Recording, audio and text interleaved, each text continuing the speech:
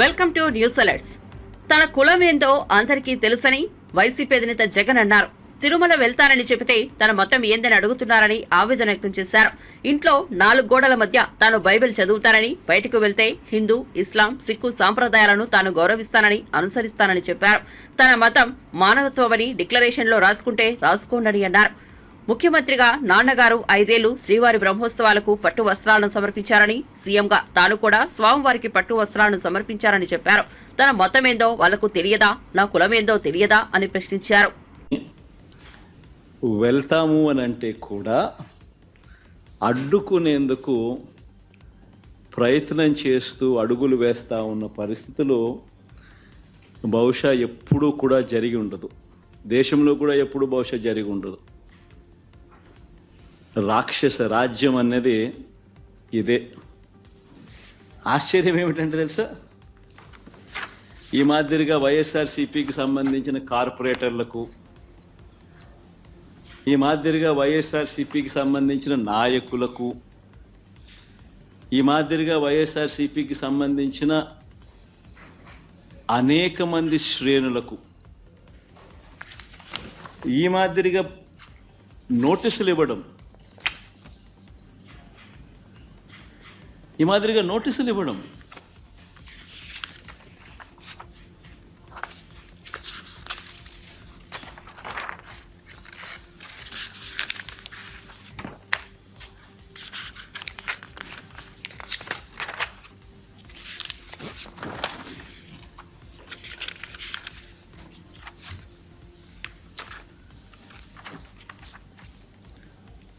నోటీసులో ఏమని రాస్తారు?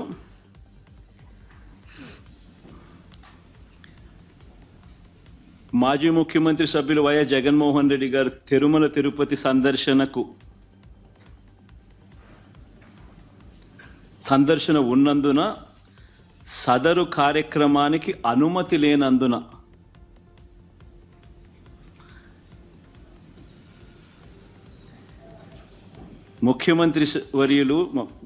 మాజీ ముఖ్యమంత్రి వర్యులు వైఎస్ జగన్మోహన్ రెడ్డి గారి తిరుమల తిరుపతి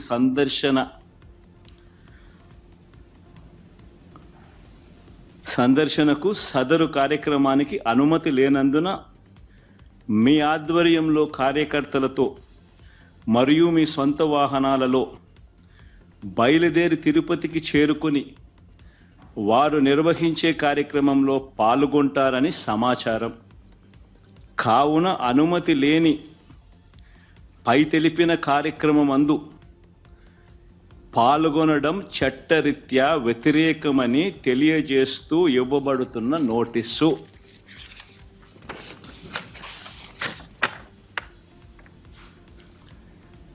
ఒక రాష్ట్ర మాజీ ముఖ్యమంత్రి జగన్మోహన్ రెడ్డి అనే వ్యక్తి,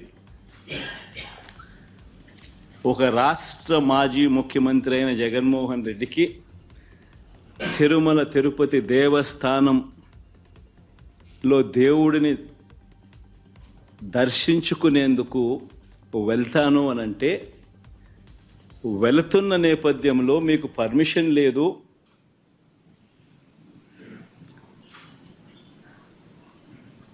ఆ కార్యక్రమంలో ఎవరు పాలు పంచుకున్నా మీ అందరినీ అరెస్ట్ చేస్తాము అని గుడికి పోవడానికి పోతా ఉంటే నోటీసులు ఇస్తూ ఉన్నారు.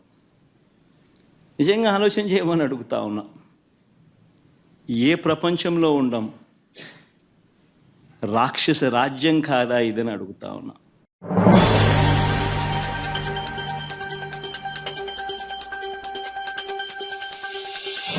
తిరుమల వెళ్లాల్సిన మాజీ సీఎం జగన్ అనూహ్య రీతిలో పర్యటన రద్దు చేసుకోవడం రాజకీయంగా తీవ్ర చర్చనీయాంశమైంది. అంతేకాదు, పర్యటన రద్దు అనంతరం జగన్ మీడియా సమావేశంలో చేసిన వ్యాఖ్యలు కూడా కూటమి పార్టీల నేతల్లో ఆగ్రహావేశాలు కలిగించాయి. ఒక మాజీ సీఎంనే తిరుమల ఆలయంలోకి రానికపోతే ఇక దళితుల పరిస్థితి ఏంటి అని జగన్ వ్యాఖ్యానించారు. దీనిపై ఏపీ ముఖ్యమంత్రి చంద్రబాబు మండిపడ్డారు. నువ్వు తిరుమల గుడికి వెళ్లకుండా ఇందులోకి దళితులను ఎందుకు లాగుతున్నావని జగన్ను సూటిగా ప్రశ్నించారు. దళితులను తిరుమల ఆలయంలోకి రానివ్వబోమని ఎవరు చెప్పారు? దళితులను ఆలయంలోకి అనుమతించడం లేదా? తిరుమల ఆలయానికి వెళ్లకుండా కావాలని ఇలా బురద చల్లుతున్నావు. ఈ విధంగా చేయడం ఇతనికి బాగా అలవాటైంది. ఇతనికి రాజకీయాల్లో విశ్వసనీయత లేదు. తిరుమల వెళ్లడం అతనికి ఇష్టం లేదు. వెళ్తే సంతకం పెట్టాలి. సంతకం పెట్టడం ఇష్టం లేదు. సంతకం పెట్టకుండా దౌర్జన్యం చేయాలి. కానీ ఇప్పుడు దౌర్జన్యం చేసే వీల్లేదు. కాబట్టి తిరుమల వెళ్లడం వెళ్ళకపోవడం అనేది మీ సమస్య. ఇందులోకి దళితులను ఎందుకు లాగుతున్నారు అని చంద్రబాబు విమర్శనాస్త్రాలు సంధించారు. ఒకటే బయట వస్తా ఉంటే ఇవి కూడా జరుగుతాయా అని మీకు ఆశ్చర్యం లేదు? కంపేర్ చేసుకోండి. ఎస్కోబార్కి ఇది డిఫరెన్సెస్ ఈ మధ్య జరిగినటువంటి ఆల్ సంఘటనలు, ఇంకా జరగబోయే సంఘటన కూడా మీరు చూసుకుంటే అవే జరుగుతున్నాయి. దాన్ని పెద్ద ఇది చేస్తూ ముందుకు మాట్లాడుతున్నారు. అదే మాదిరిగా పదే చెప్పిన అబద్ధాన్ని తిప్పి చెప్పడం, పేపర్లో రాయడం, టీవీలో చూపించడం, బ్లూ మీడియాలో అదే ప్రచారం చేయడం. ఇక్కడ కల్తీనే జరగలేదు అంటాడు. కల్తీని జరగలేదు అంటూనే ఈవో చెప్పాడంటాడు జరగలేదని. ఈవో పదే చెప్పాడు. ఏదైతే ఆ కంపెనీ ఉందో ఏఆర్ కంపెనీ, ఏఆర్ డైరీ, ఆ డైరీ 8 ట్యాంకర్లు పంపించింది. 4 ట్యాంకర్లు కన్జ్యూమ్ చేశారు. పదే వచ్చిన కంప్లైంట్ చూసిన తర్వాత ఈవో చెప్పినా వినలేదు కాబట్టి ఈ 4 ట్యాంకర్లు రిజెక్ట్ చేసినప్పుడు ఎన్డీడీబీకి పంపించారు, టెస్టింగ్ పంపించారు, ఎన్ఏబిఎల్ టెస్టింగ్. ఇది ఎన్డీడీబీ ఇచ్చిన రిపోర్ట్. ఇది మేము తయారు చేసిన రిపోర్ట్ కాదు. ఇది క్లియర్ గా ఎన్డీడీబీ రిపోర్ట్ ఇస్తే ఆ రిపోర్ట్ ను తప్పు పట్టేట్టుగా ఈ రిపోర్ట్ ఎన్డీడీబీ ఇచ్చిన రిపోర్ట్. ఇది చాలా క్లియర్ గా 4 శాంపుల్స్ పంపించినప్పుడు 4 ట్రక్స్ నుంచి, ట్యాంకర్స్ నుంచి చాలా స్పష్టంగా వాళ్ళు రిపోర్ట్ ఇచ్చారు. ఆ రిపోర్ట్ ని బయట పెట్టకపోతే రేపు బయట వస్తే మేము హైడ్ చేసినట్టు కాదా, తప్పు చేసినట్టు కాదా? భగవంతుడు మమ్మల్ని క్షమిస్తాడు. ఓకే, ఇది జరిగింది. జరిగిన తర్వాత మీరు ఏం చెప్పాలి? నేను అడుగుతున్నా, ఇది జరగలేదు అని ఎట్లా చెప్తున్నా నువ్వు? అదే సమయంలో మీరు ఒకసారి చూస్తే ఇవి జరిగింది, ముందు జరిగింది ఆగస్టు 10 తర్వాత పవిత్ర ఉత్సవాలు చేస్తారు వాళ్ళు. తెలుసో తెలియకుండా దోషాలు జరుగుంటే క్షమించమని దేవుణ్ణి కోరుకుంటూ ఒక ఉత్సవాలు చేసి అలాంటివన్నీ కూడా ఇచ్చేయడం కోసం, పవిత్రతను కాపాడడం కోసం ముందుకు పోతారు. ఇది జరిగిన తర్వాత మళ్ళా అలాంటి ఉత్సవాలు అవసరం లేదు, జరిగింది విన్నాము కాబట్టి ప్రోక్షణ చేయాలి అని శాంతి యాగం చేశారు 23వ తారీఖున మొన్న. ఇవన్నీ జరిగితే పదే ఈవో చెప్పలేదు అనే విధంగా మాట్లాడు. ఈవో ఎక్కడ చెప్పలేదండి?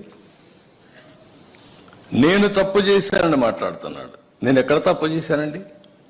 అంటే మీ పీరియడ్ లో ఈ మార్గం జరిగింది, పలాని కాంట్రాక్టర్కి ఇచ్చారు, 319 రూపాయలకు గీకిచ్చారు, నాసిరకం గీ వచ్చింది అని అంటే ఏ విధంగా మీరు సమాధానం చెప్పాలండి?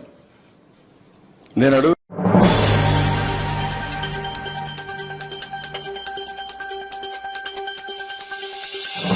ప్రభుత్వ పాఠశాలల్లో చదివే విద్యార్థులకు తెలంగాణ ప్రభుత్వం శుభవార్త చెప్పింది. విద్యార్థులకు ఉచితంగా పర్యాటక, చారిత్రక ప్రదేశాలను సందర్శించే అవకాశం కల్పిస్తున్నట్టు సీఎం రేవంత్ రెడ్డి వెల్లడించారు. తెలంగాణ దర్శిని కార్యక్రమానికి సంబంధించిన జీవోను జారీ చేసినట్లు వెల్లడించారు. చారిత్రక, పర్యాటక ప్రాంతాలపై విద్యార్థులకు అవగాహన కల్పించేందుకు తెలంగాణ దర్శినిని రూపొందించారు. తెలంగాణ దర్శిని పోస్టర్ను ఆవిష్కరించిన ముఖ్యమంత్రి మాట్లాడుతూ మన సంస్కృతికి చిహ్నంగా ఉన్న కట్టడాల పరిరక్షణకు పారిశ్రామికవేత్తలు ముందుకు రావాలని కోరారు. రాష్ట్రంలో సంక్షేమంతో పాటు పర్యావరణ రంగాన్ని కూడా ముందుకు తీసుకెళ్తామన్నారు.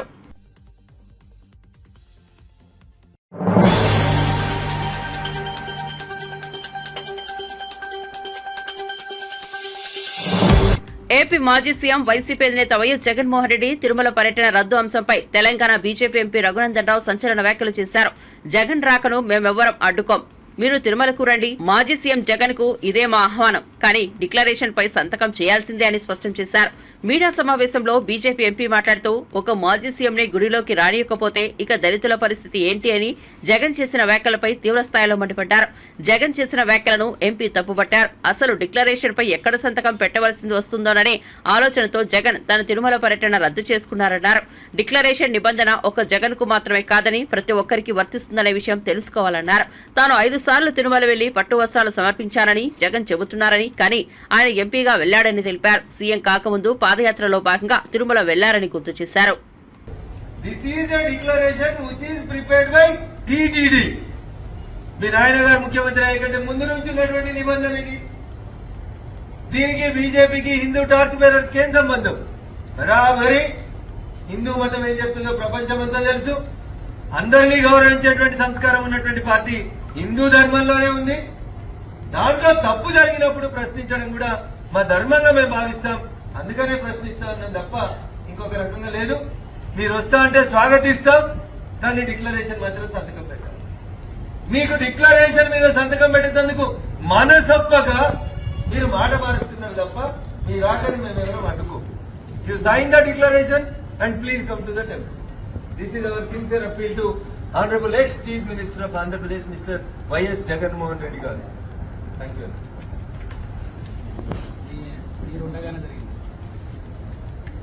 అన్న 3 విభిన్న పార్టీలకు సంబంధించినటువంటి నాయకులు నిన్న ఒకే వేదిక మీద ఉన్నాం. దుబ్బాకలో Congress, Bharatiya Janata party, BRS.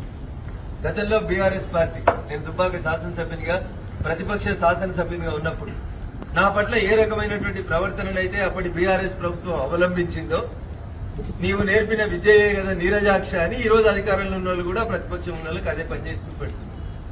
So మీరేదో చేసి అధికారంలో ఉన్నప్పుడు మీరు అవే పనులు చేసి ఇలాంటి అధికారంలో ఉన్న వాళ్ళు అదే పనులు చేస్తున్నారని బాధపడితే అది మీరు ఇట్లా పనిచేస్తారు. అక్కడేం గలాట లేదు. అక్కడ 3 పార్టీలు ఎవరికి వారు తమ నాయకులకి జయగొట్టుకున్నారు తప్ప గలాట ఏం జరిగిందని నా దృష్టికి అయితే రాలేదు. బీజేపీలో స్పష్టమైనటువంటి వైఖరి లేదా క్లారిటీ రాలేదు. హైదరాబాద్ రాష్ట్రం మొత్తం అమలు చేయాలని డిమాండ్ 200 చూస్తుంది. గతంలో చేసినటువంటి మాట వాస్తవం. ఆ మాటకు రఘునందన్ రావు కట్టుబడినటువంటి మాట కూడా వాస్తవం. కానీ మా పార్టీ తీసుకునేటువంటి నిర్ణయం ఏమన్నా నా నిర్ణయానికి భిన్నంగా ఉంటే మా పార్టీ నిర్ణయమే మా అందరి నిర్ణయంగా మేము తూచా తప్పకుండా పాటిస్తాం. It was the early days, early opinion when somebody like you asked me Hydra మంచిదా కాదా అంటే ఒక సైన్స్ టీచర్ గా చెరువులు, కుంటలు, నాలాలని పరిరక్షించమని ఈ దేశ సర్వోన్నత న్యాయస్థానం చెప్పింది కాబట్టి సుప్రీంకోర్టు చెప్పింది చేస్తే నేను వెల్కమ్ చేస్తా అని చెప్పిన. నేను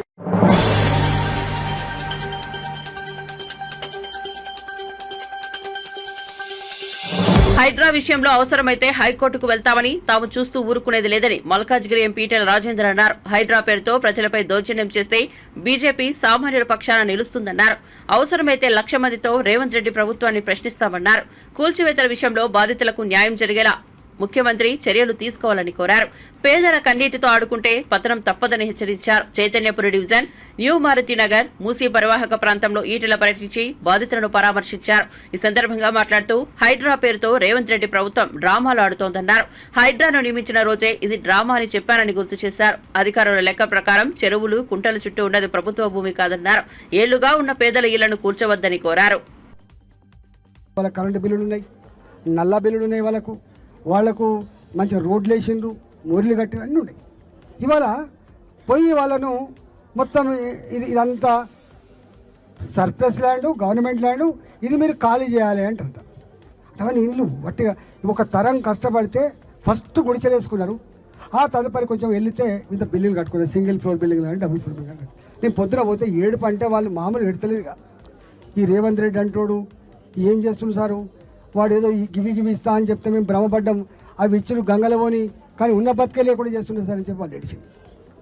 అటు పక్కకు దూలపల్లికి పోయి వచ్చిన పొద్దున్నే, ఆ తదుపరి ఇక్కడికి పోయి వచ్చిన, ఇప్పుడు మీ దగ్గర వచ్చిన. వీళ్ళు అంటున్న మాట ఏంటంటే వాళ్ళు ఇవన్నీ కూడా అంటే ఏంటిది వాళ్ళు చేయబోయేది. మేమేమంటున్నామంటే నువ్వు ఏం చేయబోతున్నావో మాకనే చెప్పు కనీసం. నేను నిన్న ఫోన్ చేసిన దానకిషోర్ గారు మేము కలిసి పనిచేసినాం, మేమెవరమో నీకు తెలుసు, మేము ఇక్కడ ఎంపీనున్నా కనీసం నువ్వు ఎక్కడెక్కడ ఏం చేయబోతున్నావో కొంత చెప్పాలి కదా అని చెప్తే ఆయన అర్ధగంట సేపు ఆర్గ్యుమెంట్ పెట్టినా ఏం లేదు, లేకపోతే నేను ఇక్కడికి వచ్చిన ఇవాళ ఇక్కడ ఉన్న స్థితి ఏంటంటే అక్కడ ఒక అపార్ట్మెంట్ ఉంటుంది. ఆ అపార్ట్మెంట్ పేరు జనప్రియ. 30 ఏళ్ళ క్రితం కట్టుకున్నారు.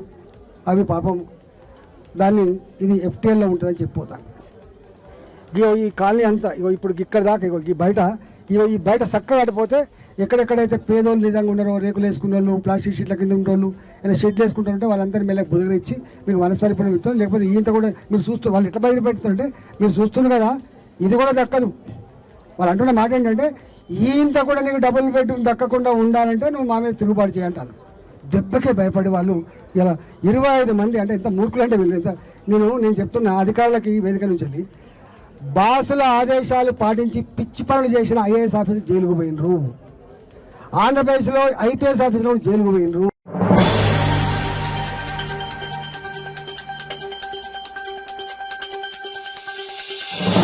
మూసీ పరివాహక ప్రాంతంలో ఉంటున్న వారు ఎవరూ భయపడవద్దని, మీ వెంట కేసీఆర్ ఉన్నాడని బాధితుల పక్షాన బీఆర్ఎస్ పోరాడుతోందని ఆ పార్టీ నేత పటోళ్ల కార్తిక్ రెడ్డి అన్నారు.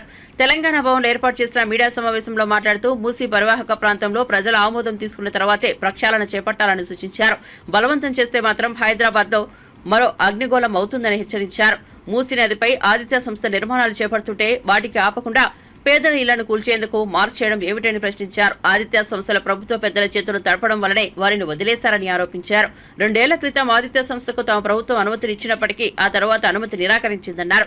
రేవంత్ రెడ్డి ముఖ్యమంత్రి కాగానే ఆదిత్య సంస్థ నిర్మాణాలకు అనుమతులు ఇచ్చారని మండిపడ్డారు.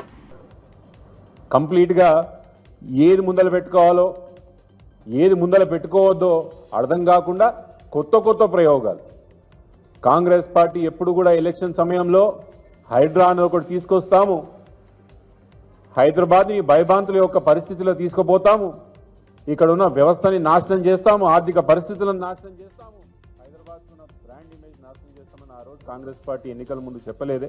కానీ హైడ్రా మనం ముందరికి తీసుకొచ్చి హైదరాబాద్ మొత్తం ఇల్లీగల్ కన్స్ట్రక్షన్స్ ఉన్నట్టు, హైదరాబాద్లో పెట్టుబడులు పెడితే ఎప్పుడు కొట్టుకుపోతారో, ఎవరు కొట్టుకుపోతారో, ఏ కేసులు ఇరుక్కుంటుందో, ఏ హైదరాబాద్ కొట్టేస్తుందో అర్థం కాని పరిస్థితులకి ఈరోజు కాంగ్రెస్ పార్టీ తీసుకుపోవడం ఒక లెక్క అయితే, మూసీ సుందరీకరణ పేరుతోని కొత్త మోసానికి రేవంత్ రెడ్డి గారి ప్రభుత్వం ఈరోజు తెలంగాణ రాష్ట్ర ప్రజల మీద, ముఖ్యంగా హైదరాబాద్ మహానగరం ప్రజల మీద రేవంత్ రెడ్డి గారు రుద్దబోతున్నారు. ఏంది కొత్త డ్రామా? అసలు మూసీ సుందరీకరణ విషయం ఏంది? అసలు ఈ విషయం మనం చాలాసార్లు మీతో మాట్లాడాలనుకున్నాను. ఈరోజు అవకాశం వచ్చింది కాబట్టి ముమ్మాటికి కొన్ని విషయాలు మీ ముందర పెట్టే ప్రయత్నం చేస్తా. ప్రభుత్వానికి అదేదో మా దగ్గర చెప్తున్నట్టు తిననీకే సర్దికూడు లేదు కానీ అది ఎవడో సాదా బిర్యానీ పెట్టిస్తా అన్నాడంట. తిననీకే మా దగ్గర సర్దికూడు లేడు కానీ సాదా బిర్యానీ పెట్టిస్తా రా మా ఇంటికి అని చెప్పినట్టు ఉన్నది ఈరోజు రాష్ట్ర ప్రభుత్వం పరిస్థితి. రైతులకు రుణమాఫీ ఇవ్వకుండా రాష్ట్రంలో ఉన్న అన్ని దేవుల మీద ఒట్టు తిని రైతులను నడ్డి విరిచి ఈరోజు రైతుని అడుక్కున్న పరిస్థితికి మళ్ళీ తీసుకుపోయిన ఘనత ఈరోజు కాంగ్రెస్ పార్టీకి దక్కుతుంది. రైతు బంధు ఆ రోజు కేసీఆర్ గారి యొక్క హయాంలో ఆయన ముఖ్యమంత్రి ఉన్నప్పుడు తెలంగాణ రైతు భారతదేశానికి ఆదర్శంగా మిగిలిన విషయం మనం అందరం గుర్తుపెట్టుకోవాలి. ఆ రోజు వడ్లే కానీ మీ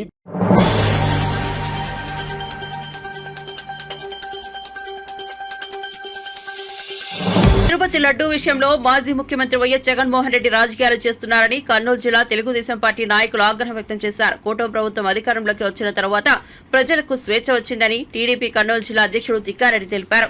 గతంలో ప్రజలు తీవ్ర ఇబ్బందులకు గురయ్యారని, ముఖ్యమంత్రి చంద్రబాబు పాలనలో ప్రజలు ఆనందంగా జీవిస్తున్నారన్నారు. తిరుపతి లడ్డూను వైసీపీ నేతలు కలుషితం చేశారని, మళ్లీ తిరుపతికి జగన్మోహన్ రెడ్డి ఎలా వెళ్తారని తిక్కారెడ్డి ప్రశ్నించారు. ఆయన 5 సంవత్సరాలు ప్రజలకు అందుబాటు లేదు, 5 సంవత్సరాలు మంత్రులకు అందుబాటు లేదు, 5 సంవత్సరాలు మీ ఎమ్మెల్యేలకు అందుబాటు లేదు, 5 సంవత్సరాలు వైఎస్ఆర్ కార్యకర్తలకు అందుబాటు లేదు, 5 సంవత్సరాలు ప్రజలకు అందుబాటు లేని జగన్మోహన్ రెడ్డి తగుదునమ్మా అని చెప్పి మరి కొండెక్కుతాడంట. ఎక్కడ? రేపు తిరుపతి కొండెక్కుతా అంట. కేవలం రాజకీయం చేసుకునే దానికి ఈరోజు మేము షిఫ్ట్ ఏర్పాటు చేశాం.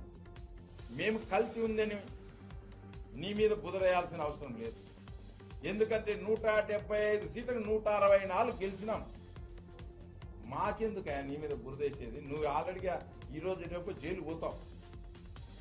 మా సోమశెట్టి గారు అధ్యక్ష నోటి నుంచి రాకూడదు మాట, ఎప్పుడో వచ్చింది జైలు పోతామని. అయిపోయింది, కథం. జైలు పోయేది ఖాయం, జగన్ జైలు ఖాయం. చేసిందేమి? ఎందుకు రాజకీయాలు దేవుడు అవసరమా నీకు? చెప్పాయా, నువ్వు చేసింది తప్పు కదా. నువ్వు చెప్పచ్చు, అయ్యా పొరపాటు జరిగిందేమో, మా వాళ్ళు ఉంటే వాళ్ళు శిక్ష అయ్యండి అని చెప్పు. అప్పుడు మేము ఒక రాజకీయంగా మాజీ సీఎంగా నీకు ఒక గౌరవం దక్కుతుంది. తప్పు ఎవరు చేసినా తప్పే కదా. తెలుగుదేశం వాళ్ళు చేసినా, జగన్మోహన్ రెడ్డి చేసినా, ఇంకోరు చేసినా తప్పు తప్పే. అది దేవుడి దగ్గర చేసినా తప్పు. ఆయన కలియుగం వెంకటేశ్వరుడు మనం వదిలిపెట్టినా ఆయన వదిలిపెట్టాడు కాబట్టి అది శిక్ష పడుతుంది. మళ్ళీ ఈరోజు దాన్ని తీసుకొని వచ్చి రాజకీయం చేయాల్సినటువంటి అవసరం నీకు లేదు. నీవు తప్పు చేసినావు కాబట్టి నోరు ముట్టుకొని కూర్చోవాల్సిందే. ఎందుకంటే సర్టిఫికేట్లు వచ్చినాయి ఈ నెయ్యిలో కల్తీ ఉందని. ప్రజలందరూ తెలుసు లడ్డు యొక్క వెయిట్ పెరిగింది. తెలుగుదేశం వచ్చినాక లడ్డు వెయిట్ పెరిగింది, సువాసన పెరిగింది. అందరు చెప్తా ఉన్నారు. అక్కడ తిరుమలలో అన్ని పద్ధతి ప్రకారం జరుగుతూ ఉన్నాయి. అప్పుడు ఏం లేదు, అది ఒక రౌడీ రాజ్యంగా, ఇంకో గుండాయుధంగా జరిగిపోయింది.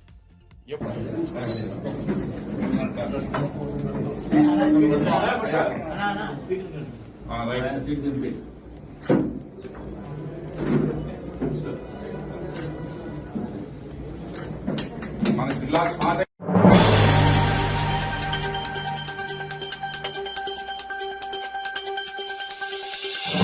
తిరుపతి లడ్డూను మాజీ ముఖ్యమంత్రి జగన్మోహన్ రెడ్డి అపవిత్రం చేశారని కర్నూలులో వీరశైవలింగ యూత్ కులస్తులు ఆగ్రహం వ్యక్తం చేశారు. కల్లూరులోని శ్రీ ఈశ్వర వీరభద్రస్వామి దేవాలయం వద్ద వారు ప్రత్యేక పూజలు చేసి వారి ఆచారం ప్రకారం శూలాలు గుచ్చుకుని పాప పరిహారం చేసుకున్నారు.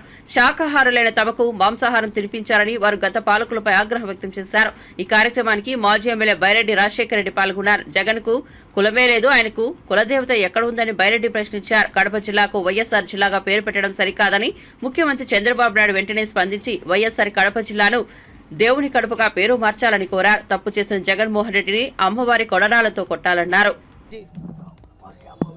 ముందు ఆ జిల్లాకు కడప జిల్లా అని దాన్ని రివైవ్ చేయాల్సినటువంటి, వైఎస్ఆర్ అన్నటువంటిది తీసి పారేయాల్సినటువంటి అవసరం ఉంది. దీని మీద ఖచ్చితంగా చర్యలు తీసుకోవాలి. మొదట చేయాల్సిందదే. ఈ దుర్మార్గులకు బుద్ధి చెప్పాల్సిందదే. రేపు మళ్ళీ నంగనాసి మాదిరిగా నేనేం చెయ్యలేదు అన్నట్టుగా ఇంకొకసారి మోసం చేసేదానికి భక్తులను అందరినీ పక్కదో పట్టించేదానికి మరొక్కసారి ఈ రెడ్డి గాని రెడ్డి తిరుపతికి దర్శనానికి పోతా అంటాడు. నీకు ఏ అర్హత ఉంది దర్శనానికి పోవడానికి?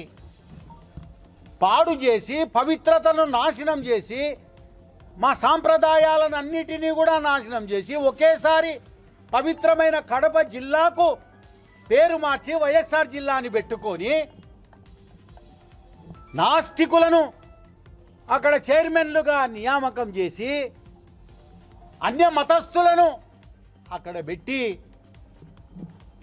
వెంకటేశ్వర స్వామి ప్రతిష్టనే దెబ్బతీసిన మీరు మళ్ళీ దర్శనానికి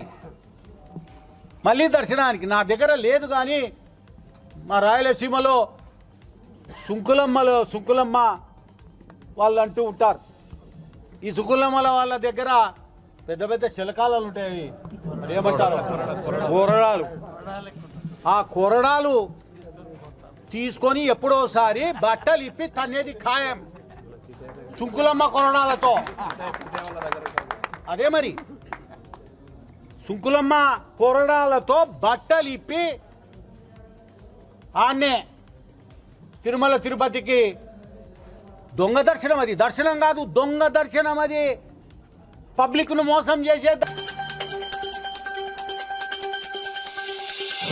రిలయన్స్ జియో బీపీ పల్స్ 500వ ఈవీ ఛార్జింగ్ స్టేషన్ ముంబైలో ప్రారంభమైంది. Reliance Industries director Anant Ambani, ఆ సంస్థ భాగస్వామి బీపీ సీఈఓ ముర్రే అచిన్క్లస్ కలిసి ముంబై బీకేసీలో జియో వరల్డ్ సెంటర్లో ఏర్పాటు చేసిన కార్యక్రమంలో 500వ ఈవీ ఛార్జింగ్ స్టేషన్, 5000వ ఛార్జింగ్ పాయింట్ను ఆవిష్కరించారు. జియో బీపీ అనేది రిలయన్స్ ఇండస్ట్రీస్ అంతర్జాతీయ ఇంధన దిగ్గజం బీపీల సంయుక్త సంస్థ. జియో బీపీ తన ఈవీ ఛార్జింగ్ స్టేషన్లను వేగంగా పెంచుతోంది. ఈ నెట్వర్క్ లో 95% వరకు వేగవంతమైన ఛార్జింగ్ స్టేషన్లనే నిర్మిస్తున్నారు. Today is a momentous occasion because we are on the 500th EV charger point in India, and I think our partnership with BP for transformative energy is a crucial point for India. We at Reliance and with my father's vision, we are focusing to create a change in India's energy sector by creating the biggest green energy sector in India. I must congratulate everyone for this occasion and all the best. I would like to hand over the mic to Mr. Murray to say some good words. Thank you. India is, by any regards, the fastest growing energy nation in the world, and we couldn't be luckier than to have a strong partner like Reliance to move forward with this.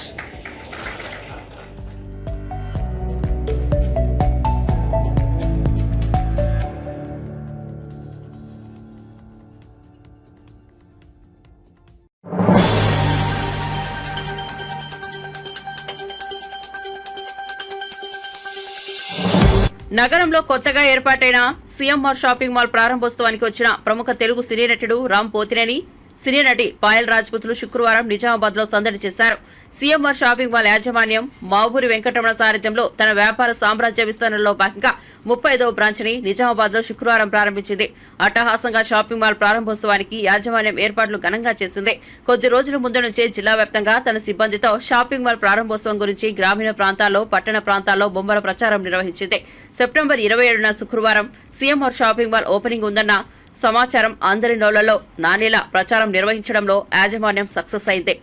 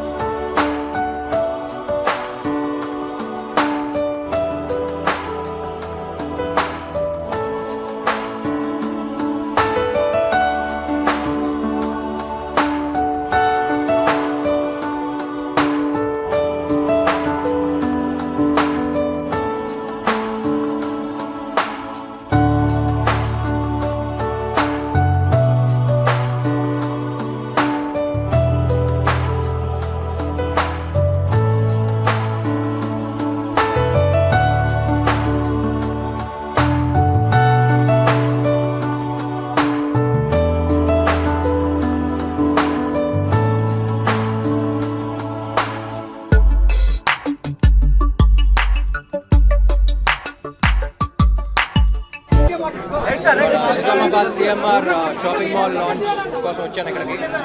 చాలా ఆనందంగా ఉంది. సిఎంఆర్తో ఇప్పటికి almost ఒక 3 years అయిపోయింది కదా, 3 years అయిపోయింది. Lovely people, I'm very happy to be associated to them. And 40 yearsగా ఒక రెప్యూటెడ్ బ్రాండ్ ఇది, and they been growing. Nizamabad లాంటి ప్లేస్లో ఒక ఇంటర్నేషనల్ మాల్ వచ్చినట్టు ఉంది అసలు. సో దీంతో నాకు తెలిసి నిజామాబాద్ స్టైలింగ్ మారిపోతుంది. And I'm very happy to be a part of CMR, and I'm really happy to see them grow like this. And yeah, happy to be here. Okay.